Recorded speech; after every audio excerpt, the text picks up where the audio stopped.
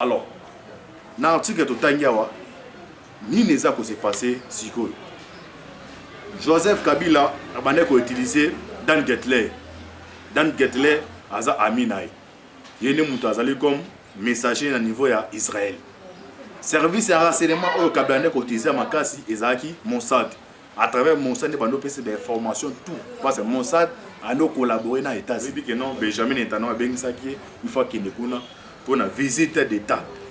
Lobby à la grande surprise, la 13h, la journée à 13h dans Top Congo, va informer. Pas souvent, même dans le moment, c'est comme si un fake news, va voir que non, va monter quelques hélicoptères et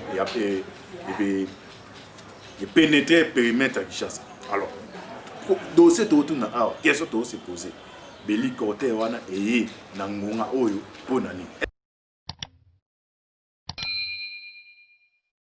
Bonjour, bonjour, bonsoir, bonsoir, na blandimino soya. Jésus Mraka TV, mbote na bino mbote, bozali belé, partout dans le monde, boza kolanda biso par la voie internet. Wana na moni pasteur César Mouanga, toye na Europe, maman Konde Chita, la mère des opprimés, na France, maman de Charlotte, maman Kabas Charlotte, boza Asie, Océanie, en Afrique, sans oublier, en République démocratique du Congo, na pesi mbote mingi na Roberto c'est ma caméra, y compris na Eugène Adolphe Ngam. Alors, si je te sur la Awa, lobby na niveau de Kinshasa, Bomonaki, présence, il y a un hélicoptère ou un pénétré dans le niveau aéroport. Voilà, on a Top Congo avec Antibat, on a Limbo Labino, on a Botino pour dire qu'est-ce qui va se passer. Ils ont un bloc, il y a un FCC. Dans le bloc, on a quitté FCC, dans le cadre de Boka Moité, Lambert Mende, quelque part avec un ambassadeur pour Web Sabino. Tout le bateau, on va le bateau, il y a un bloc, il y a FCC, dans le cadre de Lambert Mende, on a combien de délégations, ils ont Julien Paloukou, on a gouverné à Nord Kivu, il y a un ambassadeur, dans le cadre de mais avec un petit bateau qui soit précision à Makasi, il y a un rencontre lobby assemblée entre Tshisekedi et Kabila. Et ceux qui est-ce que Kabila a insisté toujours pour Narosa Malou? Moi, je que non. Démonter clairement que non, Rosa Malonda a candidat peut perdre. Parce que Kabila a dépêché 3 émissaires, Tshisekedi, avec non. En tout cas, non, comme tous dans la coalition. Yo maintenir Rosa Malonda comme ça 2023 c'est possibilité moi et ça les ma to kabola 250 députés pour nanini déjà bino wo mérité pour nanini beaucoup ça bloque alors tu regardes bien NON mais tu vois suite na yo sous est-ce que mukuna azana voix ya ko babi misae avec mukuna mais deuxième épisode voyez banabi mukuna ndezawa dans une semaine azoza la quitter hors de route pas mais to limbo la bino boye ba précision et belé donc déjà dossier na ba transformer au niveau à TGI à Gombe donc Pascal Mukuna bazo libéré donc ba el tempo moniteur yango na plan na ba salle déjà donc Mukuna robima marche au salema ba le ba pour na tribalisme que non mon abi a condamné Kamere bilo tuana tous informés avec Antibal botika bilo à tribalisme malamuto des années ba bi ke Mukuna za la quitter ba ça la manifestation ba utiliser moi na moi ça na mamichi bola moni c'est ça pas bloc on ba ça on sur que ça tribalisme moni akangisi Kamere pas za Kamere za mutasif qui mais tala Mukuna a violé moi na moi c'est ma bimi c'est pour na bilo union so wana mais des années makambia état de droit alors directement tout continent si je na biso ya munene awa lobby na niveau aéroport ba présence wana boke que non Israël adotaki na RDC ba hélicoptère est-ce que hélicoptère adotaki RDC ezali pona ni to d'abord awa article to limbo na to message biso na bino après to continuer boye ba to zawa pi to zokende wa to landa s'il vous plaît. Dans l'essai de la ville province de Kinshasa, des hélicoptères militaires d'un État ami sont en train de survoler à basse altitude certaines ciblées. En effet, Asko Boyeba, qu'est-ce qui va se passer?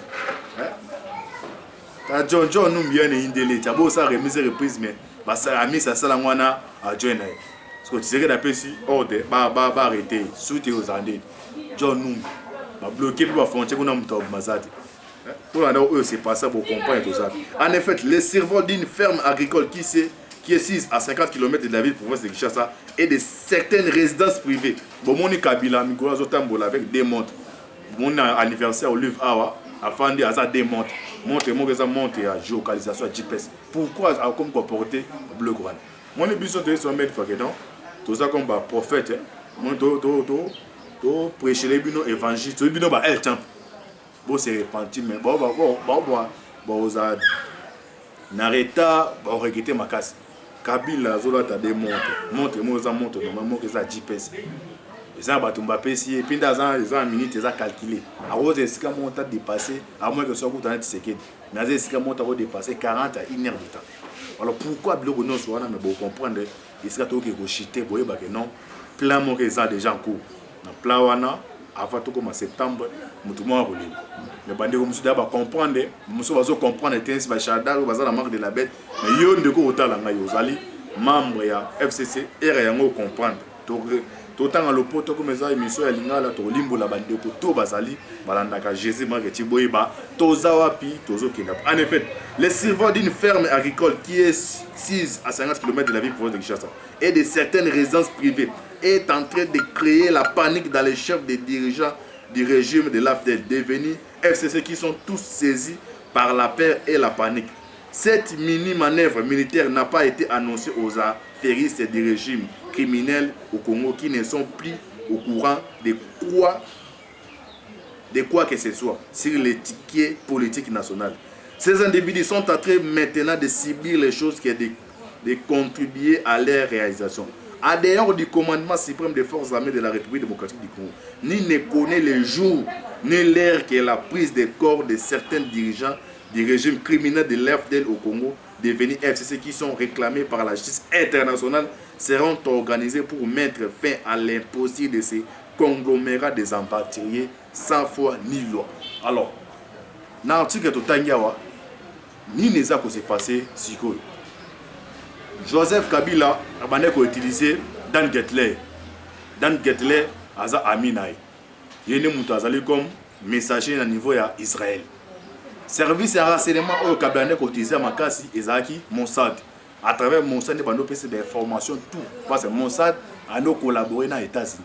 Il a toutes les informations. Alors, tu sais que d'un côté, dans le pouvoir, ça une année et quelques années de Togoimbo. Il y a des informations. Donc, Kabila a des informateurs. Il y a les bossos Vital Kamel. Les bossos, il y a piégé dans le cas, il y a Céline. Il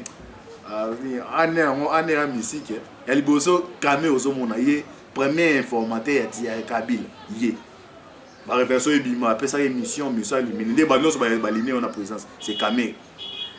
Mission est bien, après ça, témoigner, ça va communiquer dans le bango, après ça, information, YouTube, mais alors, Mossad a échappé Joseph Kabila. Abandonné que tu sais ce que Dan Getler. Tu sais qui a signé accord na israélien. Vous voyez que non, Benjamin Netanyahu a bien ça qui une fois qu'il est pour une visite d'État.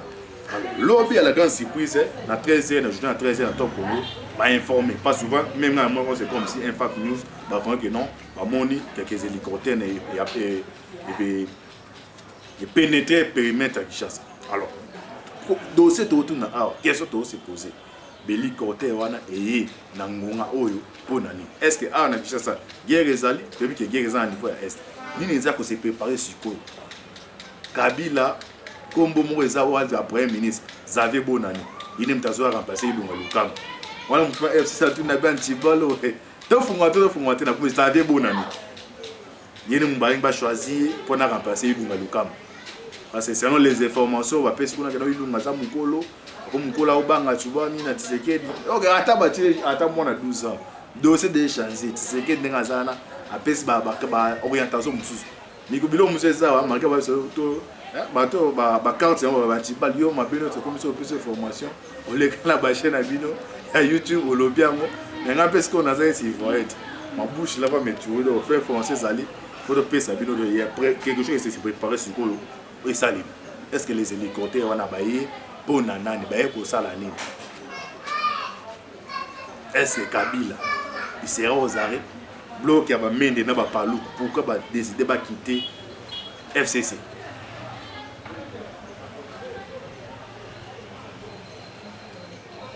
Ambassadeur États-Unis nana mandata qui a coûté na ba politicien ou FCC bizarre non plan moïse où s'est passé pour quitter Siko.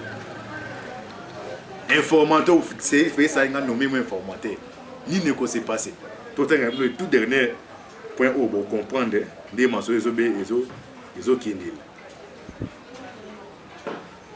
Autant article comme ça pour comprendre ce que mon voulez qu'il est là.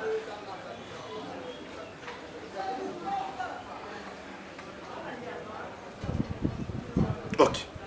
La messe noire de Néhémie chez Kamere. À Hollandasco, à l'air, toutes les conversations où Nimbo Salabo. Quand on a chambre, il y a Kamere. Donc tout le monde a voulu que nous ayons des comme sacrifier. Beaucoup de révélations. Tu répètes le titre. La messe noire de Myriam chez Kamere. Vital Kamere au centre des enjeux politiques, pourtant dans la prison, ressemble à une très belle femme dont chaque homme voudrait. La Kabylie ne rêve que de condamner à 20 ans de prison, mais pour quel objectif? Alors qu'on prend l'état des droits à travers la condamnation de Vital Kamere, les Congolais sont surpris qu'Emmanuel Shadari se revendique de la paternité du procès de 100 jours, excluant même le rôle de Fati dans l'injonction d'ouverture d'une instruction judiciaire. Cependant, lors du procès, Kamere est entre les lunes déclare que c'est le chef de l'État qui était visé et non lui par le FCC. Lors de sa visite dimanche le 26 juillet à la prison de Makala, Néhémie est porteur des messages de la Kabylie. Kabila Moutatindi. Bon, qui m'a aussi passé dans Katang, dans le deuxième épisode au Limbo. Tant de bazooka tout le monde est moins la mouké.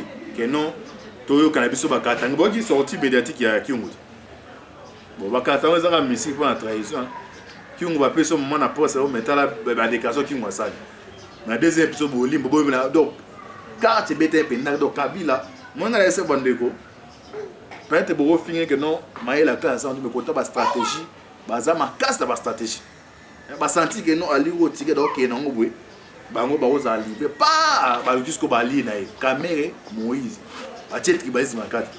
Ki ngolo ne tinda ba que non, baza après Katumbi na Kabila ba yokana. Na façon ni. Ah ba ndeko bo fungola. Suba de ba IDPS bo comprendre que bitumba izama kasi. Bitumba izama kasi. Tolanda d'abord oyo o comprendre. Lors de sa visite dimanche, le 26 juillet à la prison de Makala, Néhémie est porteur d'un message de la Kabylie, consistant à pousser Kamere de dire ce qu'il n'a pas osé sur Fati au premier degré. Ah, yo, comme on Kamere. Tu dois inculper, voire même des fausses, tu dois inculper, voire des faussements faits comme ayant joué un grand rôle dans les retraits de 57 millions de dollars pour les comptes Samibo. Aurait souffert le commentaire du FCC à Kamere. Elle fait notre source. Cette source proche de Vital Kamere qui se confie chez Média Univers affirme que le directeur des cabinets du chef de l'État recevait à contrepartie sa libération et gain politique sans savoir dans quelle façon. Voilà la piste pour mettre en cause Tshisekedi pour bien les fragiliser. En quoi, la même source, Kamere aurait promis à son visiteur d'y réfléchir. C'est clair que par peur de la justice, la Kabylie fait infaticité dans les détournements afin de couvrir ces crimes de 18 ans de pouvoir. C'est ça la réponse au Kamere après ça dit que non, il faut réfléchir. Mais avec que non, il faut la capacité à couvrir ça, à contrepartie, et bon, je appelle pour ce bandit, il y a les forêts autant à ce qui est dans le cadre de alors, il y a une présence de l'Équateur et pénétrer Kinshasa. Mais comme dessus des cartes, souvent, on livre avec un anti-balle, aux alarmes fermés, ou à comprendre les messages de paix sur le comprendre non, quelque chose à se préparer. On a des épisodes où on a dessus des cartes, au moment où il y a Katanga, Katumba, Ndimi, à se combiner, battre l'ensemble dans Kabila. Ni Negoya, qu'est-ce qui va se passer? Bino ba Katanga, au soutenir, pour comprendre les bâtiments, des niveaux de connaître. Pour la Union Solide, il y a un bloc de Salemi, au côté de catholique, il bloc contre Tshisekedi. On a bloc. Donc l'histoire se répète toujours. Tshisekedi, il y a un papa qui a dit cette fois-ci, on partira de Moko. Même que les Akoya, tu as position ma casse, mais vous avez toujours branché dans des épisodes de Bozoa, dessous des cartes, il y a Mende, il y a Katanga, dessous des cartes, tête à tête Tshisekedi et Kabila, lobby dans le niveau, il y a cité, il y a Oya. Jambe à Pambola Bino, vous avez vidéo, partagez ma casse. C'était votre M de serviteur Moïse Mon Kachibal, où on a eu au Sabino dessous des cartes. Vous avez vidéo, partagez, vous abonnez à la chaîne, vous abonnez à la chaîne. Vous avez répété, vous avez conduit au sein de Moussala, oh, il a aidé, mais ouais, Jésus m'a dit, numéro un petit peu de Benji, pour nous permettre de faire un plateau approprié, Jambe à Pambola Bino. Merci, Mingina, Roberto, on va laisser ma caméra, na Eugénie Adolphe Ngamou, Jambe à Pambola Bino. Ciao.